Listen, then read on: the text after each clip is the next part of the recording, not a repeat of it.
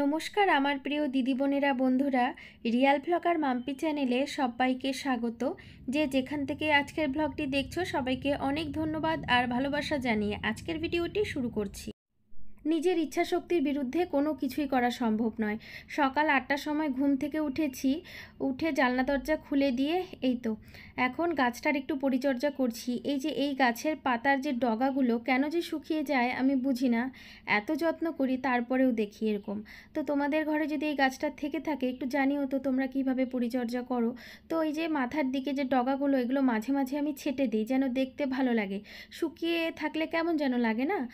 তো গাছটার পরিচর্যা করলাম, তারপরে সকালের কাজকর্ম শুরু হবে। আজকে ইচ্ছে করেই দেরিতে ঘুম থেকে উঠেছি, কারণ কয়েকদিন যাবৎ শরীরে এত আমার পরিশ্রম হচ্ছে, বলে না যে অনেক সময় ইচ্ছে থাকলেও শরীর সাথ দেয় না কাজ করার জন্য, তেমন হয়েছে। বাড়ি থেকে আসার পর সব কিছু নিট অ্যান্ড ক্লিন করব, সেই যে কাজে যুক্ত হয়েছি সব কিছু কাজ করতে করতে আমার নিজের অবস্থাই খারাপ। তো সকালবেলা বাসি জামা কাপড়ও ছাড়িনি, তার আগে কিছু কাজকর্ম রাত্রেবেলা মনে হয়েছিল যে সকালে উঠে করে নিলে ভালো হয়। হয় না, একবার যদি স্নান ধান হয়ে যায় এই কাজগুলো তার করা যাবে না। তো অল্পই কাজ বাকি ছিল, আসলে ঘরদোর সব খুব ভালো করেই গোছানো হয়ে গিয়েছিল আমার। শুধু এই ফটো ফ্রেমগুলো একটু মুছবো মুছবো ভাবছিলাম, সেটার সময় হয়ে উঠছিল না। আর সব কিছু যেহেতু পরিষ্কার করলাম, এটুকু কাজ কেন আবার বাদ যায়। তার সাথে এই যে সুইচ বোর্ডটাও একটু পরিষ্কার করে নিলাম। তো সকালবেলা বাসি কাজকর্ম সব সেরে তারপরে ব্রেকফাস্ট বানানোর পালা। শুধুমাত্র ডালিয়ার আর খিচুড়ি বানিয়েছি, ব্রেকফাস্ট বানাতে বানাতে ওই 10টা সাড়ে 10টা বেজে গিয়েছে। কারণ এমনিতে তো দেরিতে উঠেছি, তো আজকে ভেবেছি কি দুপুরের রান্নাটা দেরিতে করব। মানে আগে সব ঘরের কাজকর্ম করে স্নান পুজো সেরে তারপরই করব। ওই যে দেরিতে ঘুম থেকে উঠলে না, তারপরে যদি রান্না বান্না করি পুজো করতে করতে আমার অনেক বেলা গড়িয়ে যায়। আর দেখবে বেশি বেলা করে পুজো দিলে কেন যেন মনটা তেমন শান্তি লাগে না। তো তাই ভাবলাম যে না, স্নান পুজোটা সেরে তারপর যদি রান্না বান্না করি তাহলে একটু দেরি হয়ে গেলেও আমার পক্ষে তেমন অসুবিধা হবে না। আর রান্নাঘরের ক্যাবিনেটটা শুধু পরিষ্কার করা বাকি ছিল।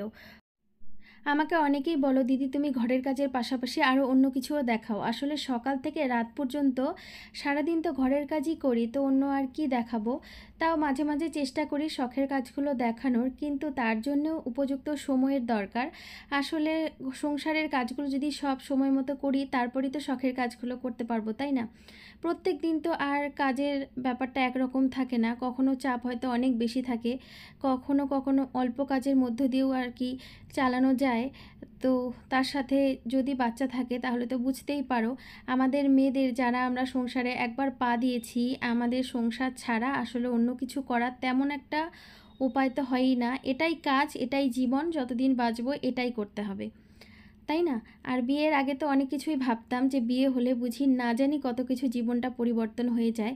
হ্যাঁ, কিছুটা তো পরিবর্তন হয়, সব কিছু যে খারাপ তা নয়, ভালো অনেক কিছু আছে। তারপরেও জীবনটা আসলে একঘেয়ে হয়ে যায়, সকাল থেকে রাত পর্যন্ত ওই সংসারের কাজগুলো করতে হবেই।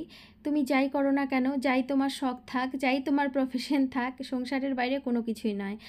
আর যেটা বলছি, আগে তো এরকম ছিল না, তাই না? যখন মেয়েবেলাতে ছিলাম তখন অনেক কিছুই করতাম, ঘুরতাম ফিরতাম, তারপরে বাবা মাদের সাথে ঘুরতে যাওয়া, তার সাথে যখন হয়তো ইচ্ছে হলো কোনো রিলেটিভের বাড়িতে চলে গেলাম, মামার বাড়ি চলে গেলাম, এগুলো তো সব সময় ছিল। তার সাথে পড়াশুনো, অনেক কিছুই আর কি, বন্ধুদের সাথে আড্ডা দেওয়া। তখন মনে হতো এই জীবনটা একদমই ভালো লাগে না, লেখাপড়া করতে হয়, তারপরে একটা বোরিং জীবন, বাবা মা সবসময় শাসন করে। এখন বুঝতে পারি সেই জীবনটা যে কত মূল্যবান ছিল।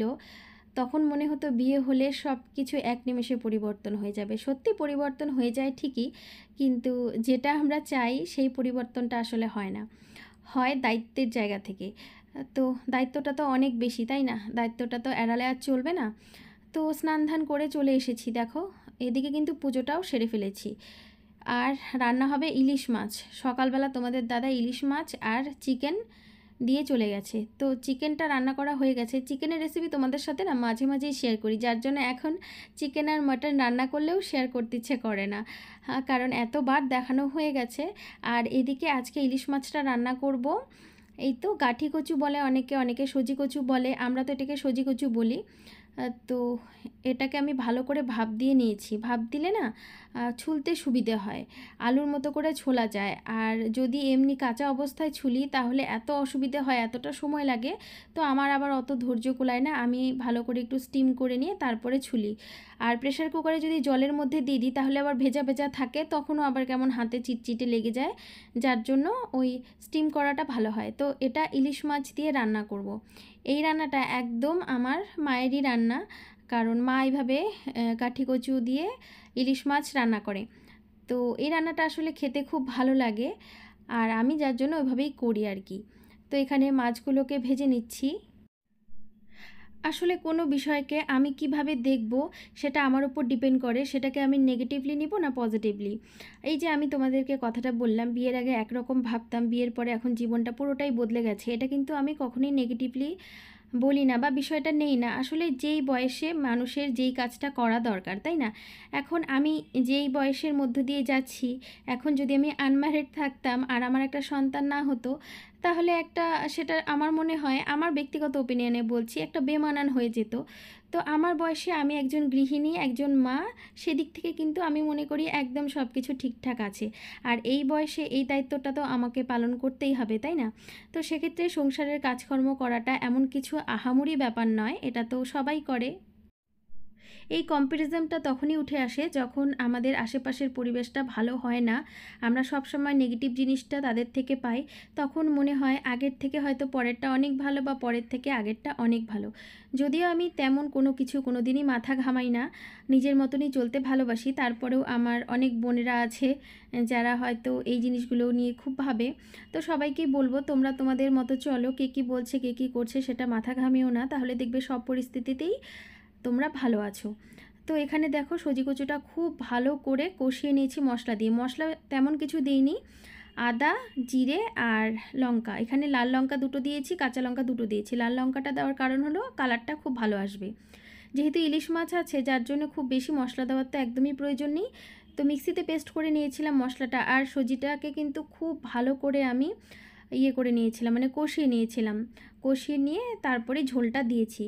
তো দেখো ঝোলটা ফুটে উঠলে মাছটা ছেড়ে দিয়েছি, আর কত ভালো করে সজি কচুগুলো সেদ্ধ হয়েছে। ভালো করে না সেদ্ধ না হলে খেতে ভালো লাগে না। আমি তো অনেকটা স্টিম করে নিয়েছিলাম, তারপরে আবার অনেকক্ষণ তেলের মধ্যে ভাজা করে নিয়েছিলাম, তারপরে আবার মশলা দিয়ে কষিয়েছি। আর এইভাবে ইলিশ মাছের ঝোল করে দেখবে সজি কচু দিয়ে, এত ভালো লাগে। সবসময় একই রকম খাওয়া দাওয়া, একই রকম রান্নাবান্না তো ভালো লাগে না, তাই না? মাঝে মাঝে একটু এদিক ওদিক করে রান্না করলে কিন্তু ভালোই লাগে। তো দুপুরে রান্নাবান্না এটাই ছিল, ইলিশ মাছের ঝোল করেছিলাম, তার সাথে ওই যে বললাম চিকেন করেছি। আর কিছু রান্না করিনি, কারণ চিকেন থাকলে আর মাছ থাকলে আর কী বা দরকার বলো রান্না করার, কারণ আয়ুষ্মান তো মাছ খাবে না, আর ওর বাবা ওই চিকেন মাছ দূরে অল্প অল্প করে খাবে। আর এক তরকারি দিয়ে আসলে ওর বাবাকে কখনো খেতে দেই না, কারণ আমাদের বাড়িতে বলে যে ছেলেদেরকে এক তরকারি দিয়ে খেতে দিতে নেই। তো যার জন্য যাই হোক না কেন দুপদটা সবসময় করা হয় ঘরে। আর তো মাছের ঝোলটা দেখো দেখতে যেমন ভালো হয়েছে, খেতেও কিন্তু খুব ভালো হয়েছিল।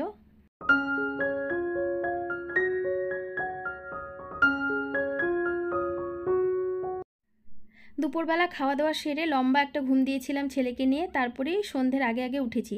বিকেলবেলার কাজকর্মগুলো সারলাম, তারপরে একদম ফ্রেশ হয়ে জামা কাপড় চেঞ্জ করে এখন সন্ধেবাতি দিতে চলে এসেছি। আমাকে একজন বোন জিজ্ঞেস করেছিল আমি কি দিয়ে ধুনো দিই, যার জন্য একবার দেখিয়ে দিলাম। এই তো আমি ধুনোর মধ্যে কর্পূর দেই, তারপরে ধুনো তো দিতেই হবে, তারপরে ঘি দেই, ঘুঁটে দেই। ঘুঁটেটা আমি মামাবাড়ি থেকে নিয়ে আসি, যেহেতু এদিকে পাওয়া যায় না। তো এটা দিয়ে সন্ধে দিলে ঘরের কোনো নেগেটিভিটি যেগুলো থাকে কোনো কিছু থাকে না, খুব ভালো মানা হয় আর কি। তো আমার মা তো তাই বলে, যার জন্য আমিও এভাবেই কিন্তু সন্ধে দেই। আর সন্ধেবেলা কর্পূর দিয়ে সন্ধে আরতি করাটা ঘরের জন্য খুব ভালো। নিজের মনে এত একটা পজিটিভিটি ফিল হয়, যদি তোমরা কর্পূর দিয়ে আরতি না করে থাকো, করো তোমরা, দেখবে এক সপ্তাহ, তারপরে দেখবে নিজের মধ্যেই একটা চেঞ্জ তোমরা অনুভব করতে পারবে। তো এটা তো আমার মনে হয়, আমি করি সব সময়। তো এখানে এই যে সন্ধেটা দিয়ে নিচ্ছি, সারা ঘরে এখন ধুনোটা দেখিয়ে নেব। আর ধুনোর মধ্যে এক ধরনের না আঠা পাওয়া যায়, মানে ওটা অনেকটা ধুনোর মতো দেখতে, আমি ঠিক নামটা জানি না, ওটাও আমি অ্যাড করি। ওটা আসলে এই যে যেখান থেকে দশকর্মা জিনিসগুলো আনা হয়, ঠাকুরের জিনিসপত্র যেখানে পাওয়া যায় সেখানে গিয়ে বলতে হয়, ওরা দিয়ে দেয়। তো ওটাও অ্যাড করা হয় আর কি। ওটাও ভীষণ পজিটিভিটি আনে, ঘরে কোনো নেগেটিভ কিছু থাকলে সেগুলো দূর করতে সাহায্য করে। তো এই যে আমার বারান্দা পর্যন্ত একদম ধুনো দেখিয়ে চলে আসি। আর ঘরদোর গুছিয়ে পরিষ্কার পরিপাটি করে তারপর যখন ফ্রেশ হয়ে সন্ধে দিতে আসবে, দেখবে একটা আলাদাই অনুভূতি, খুব মনটা ভালো লাগে। তো আয়ুষ্মানকে 1 ঘন্টার মতো পড়িয়েছিলাম, কারণ ওর বাবা ফোন করে বলেছে একটু বাইরে নিয়ে যাবে আমাদেরকে। হ্যাঁ, তো 1 দিন 2 দিন অন্তর অন্তর একটু বাইরে গেলে না ভালো লাগে, ওই ঘরের মধ্যে তো একঘেয়ে থাকতে হয়। তো এখানে একটু বেরিয়েছিলাম সন্ধেবেলা টিফিনটা করার জন্য, কারণ আয়ুষ্মানের বাবা দুপুরে তেমন কিছু খায়নি, বলছে যে একবারে বাইরে গিয়ে তারপরে খাবো। আর এখানে এসেছিলাম মিত্র ক্যাফেতে নুডলস খেতে। এখানে না নুডলসটা আর কবিরাজিটা এত ভালো হয় খেতে, তো মাঝে মাঝে আসা হয় আর কি। ঘরে এরকম নুডলস তেমন একটা বানালেও টেস্টটা আসে না। তো এই তো ছিল আজকের ব্লগ, আশা করছি তোমাদের ভালো লেগেছে। যদি ভালো লেগে থাকে প্লিজ একটা লাইক করে দিও, তোমাদের একটা লাইক পরবর্তীকালে ব্লগ বানাতে আমাকে অনেক মোটিভেট করে। আর চাইলে আমার ব্লগগুলো তোমরা শেয়ারও করতে পারো এবং আমার চ্যানেলটাকে সাবস্ক্রাইবও করতে পারো।